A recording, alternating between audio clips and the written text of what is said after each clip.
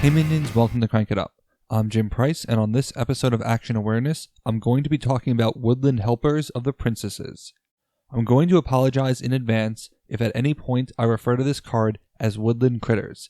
If you know the reference, you know they absolutely need to be a smash-up faction, and the fact that it's almost Christmas doesn't make it any easier.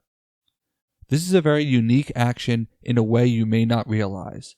In all of Smash Up, there are only two play on a base actions where the base you choose doesn't actually matter, and this is one of them. The other is Entangled, which only lasts for one turn.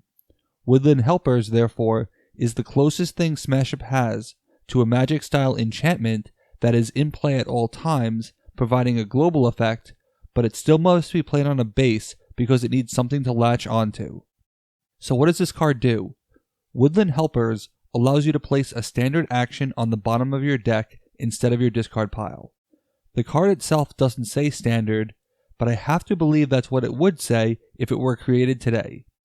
There's an odd clarification with non-infinite loop, which does something similar, that allows a play on minion or play on base card to be returned to your hand if it were played this turn and went to the discard pile, such as the base scoring. Woodland Helpers doesn't have this clarification despite being an ongoing ability, but I'm not sure that non-infinite loop should have that clarification either because it seems illogical, so I'm going to treat this as affecting standard actions only. This video will explore a very interesting question to me.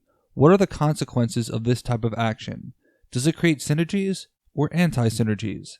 On the surface, Woodland Helper seems innocuous, especially since it is optional. It acts as an action form of Time Raider. In most cases, placing a card on the bottom of your deck is better than having it in your discard pile, even though you likely won't see it again. However, if your faction has shuffling or searching capabilities, these cards may gradually rise to the top of your deck and give you a chance at playing them again. And the princesses have a great set of actions to exploit this.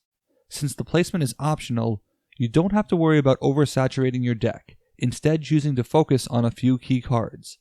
With their 2 copies of direct-to-DVD sequel, the princesses can have one copy be the action that shuffles the deck and frees the other from the bottom of the deck, allowing the cycle to perpetuate frequently. Add in the fact that you are keeping your strong 5s in play, and you can create an engine of recycling your best cards, and only your best cards. But the princesses also have 2 very powerful actions worthy of recycling in Someday My Prince Will Come and Tale as Old as Time.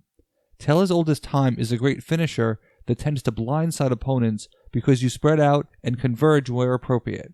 This is hard to counter since you can choose the best base target at that time. Someday My Prince Will Come is one of the most manipulative specials and one of the few counters to Shinobi, while also having the potential to eliminate a player entirely trying to score a cheap 2nd or 3rd place. But as great as this combo can be, there's still a problem.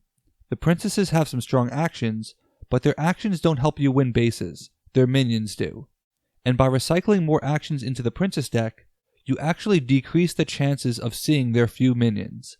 Unless you plan to shuffle, placing it on the bottom of your deck won't do anything because the princesses lack card draw or stall tactics to reach it. And their cards want you to shuffle.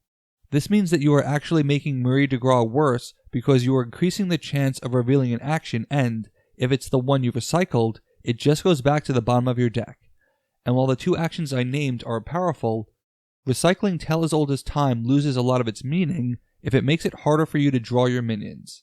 With a minion star faction like the princesses, each individual minion's importance is greatly increased, and each card recycled into your deck will matter. I think this is another case of a great card being given to the wrong faction.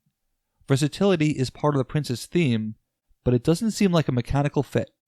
The true value of Woodland Helpers will be derived from the partner faction, and to find the right partner, there are 3 considerations that must be met or accepted. First, there must be actions worth repeating. Second, the partner should have a means of obtaining them by shuffling, searching, or extreme drawing. It's worth noting that the princesses have shuffling themselves, but having more options will enhance the synergy. Finally, there should not be a downside to making the deck bigger, which harms the princesses already. The Rockstars jump out as the first candidate because they have great card draw and great searching potential. They also have actions worthy of repeating. Rock of Love is great to play early, and if you could recycle your minions with Reunion Tour, playing it again would get them back quickly.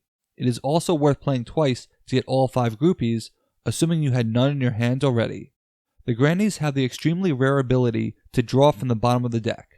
Normally, they want these cards to be minions, and actions are discarded, but they do have one card tailor-made for Woodland Helpers in Hush, My Stories Are On.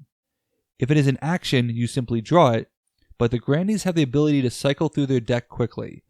This means seeing not only Woodland Helpers, but always room at Grannies. This means that you can repeatedly play this action, which lets you repeat your powerful minions over and over again. If you play 3 princesses for 1 base, you can play Always Room as Grannies twice and have them influence 3 bases. You don't even need to worry about recurring Hush, My Stories Are On, but you could if you wanted. The aliens are a curious case because they have extremely powerful actions and only care about a subset of minions.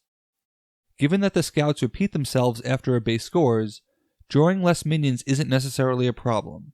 In fact, recurring terraforming and crop circles can give you even more time to farm your invaders, as these are some of the strongest actions in the game.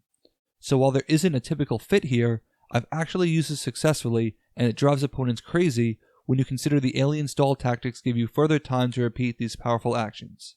The Astro Knights are well positioned because they have card draw, specifically action draw, and can advance quickly to the actions you recur. They also have the means to play those actions, as well as actions worthy of recurrence. Imagine having access to Block the Pro perpetually, always able to influence any player at the last moment. Using Space Knight every turn to go through your deck and draw those actions will pay off extremely well. If minion starvation is part of the problem, the Innsmouth provide a value as a faction who is rarely minion starved.